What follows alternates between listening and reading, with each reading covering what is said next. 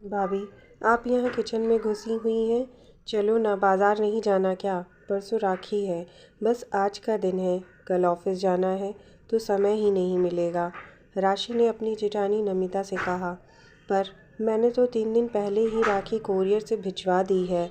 वह नमिता जी की बात बीच में काटते हुए आश्चर्य से राशि ने पूछा। जी भेज दी मतलब आप राखी पर जाओगी नहीं? आपका तो मायका लोकल है और आप घर नहीं जाती? अमित और आशीष भैया लोगों को राखी बांधने? नहीं, मैं 4 साल हो गए राखी और भाई दूज पर अपने मायके नहीं गई, कहते हुए नमिता की आंख भर आई, जिन्हें छुपाने के लिए वह सिंह की तरफ मुड़ गई। भाभी, आप मुझे बताओ क्यों नहीं जाती? कुछ गंभीर बात है या आप नहीं बताना चाहती तो मैं आप पर दबाव नहीं डालूंगी, राशि ने पूछा। ऐसी कोई बात नहीं है। मम्मी जी का कहना है कि रितु और अलका आएंगी राखी वाले दिन, तो वह क्या खुद काम करेंगी यहाँ मायके में? तो तुम अपनी राखी भेज दिया करो कोरियर से। मैंने शुरू में कहा भी कि मैं रात को जाकर भाई लोगों को राखी बांधकर सुबह सुबह आ जाऊंगी, तो वह तब भी नहीं मानी। अब अमित, तुम्हारे भाई साहब ने तो मुंह खोलना ही नहीं है, तो क्या करती? या तो कलेश करती या फिर चुप रहती, तो मैंने चुप रहना बेहतर समझा। अब नमिता का जैसे बांध टूट गया और वह बिलख पड़ी। राशि के मुंह से बोल ना फूटा, पर इतना तो समझ गई कि यही स्थिति कल फिर रिपीट होने वाली है। अभी राशि सोच ही रही थी कि नमिता की आवाज़ आई। मेरे मायके में तो भाई दूज भी मनाया जाता है, पर यहाँ तो ये रीत ही नहीं। तो मेरा भाई दूज भी बंद कर दिया कि हमारे यहाँ यह रिवाज नहीं है, तो तुम्हें अब इस घर के हिसाब से चलना है। यानी मैं अब अपने भाइयों का तिलक भी नहीं कर सकती। लेकिन अलका हर भाई दूज पर यहाँ आती है। उसने अपने ससुराल में कहा है कि हम तो भाई दूज मनाते हैं। मज़े की बात तो यह है कि उसके ससुराल में भी भाई दूज नहीं मनाया जाता, लेकिन वह झूठ बोलकर सारा दिन यहाँ बिता जाती है। बेटियों का तो मायका है, पर बहू का, कहते हुए नमिता फिर रोने लगी। राशि ने जेठानी को चुप कराया। राशि की शादी विवेक से 10 महीने पहले हुई थी, तो जाहिर है कि उत्साह भी कुछ ज़्यादा ही था। नमिता की शादी हुए 4 साल हो गए। उसकी 1.5 वर्ष की बिटिया भी थी। दोनों बहुएं कामकाजी थीं। आपस में दोनों समझदारी और प्यार से चलती थीं। सासू माँ सुमन जी को दोनों का बहनापन पसंद नहीं आया, पर उन्हें आराम मिल रहा था तो चुप रह जाती थीं। नमिता बड़ी बहू पर उनका पूरा कंट्रोल था। नमिता का पति अमित माँ के आगे ज़ुबान नहीं खोलता था। नमिता ने शुरू में तो 1-2 बार कहा भी कि मम्मी का रवैया ठीक नहीं है। रितु और अलका भी आग में घी डालने का काम करती हैं, पर अमित सिर्फ सुनता था। गलत को तो गलत कहने का साहस उसमें ना था, तो अमित ने भी कुछ कहना छोड़ दिया। रात को डिनर करते समय राशि ने सासू माँ से कहा, मम्मी जी परसों राखी है, मैं और भाभी कल आधा दिन की छुट्टी लेकर बाज़ार चली जाएंगी। राखी मिठाई और गिफ्ट भी लाना है, तो कल यह काम करते हुए आएंगे। आपको कुछ मंगवाना है तो बताएं। सुमन जी ने खाते हुए अपना हाथ रोक लिया।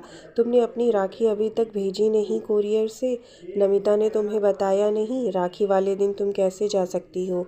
रितु और अलका ने भी तो आना है। तो सुमन जी की बात बीच में काटते हुए राशि बोली, हाँ तो आए ना, उन्हें किसी ने मना किया है? वह अपने मायके, हम अपने मायके, क्यों भाभी? कहते हुए राशि ने नमिता की तरफ देखा। नमिता की सांस ऊपर नीचे होने लगी, बोली कुछ नहीं।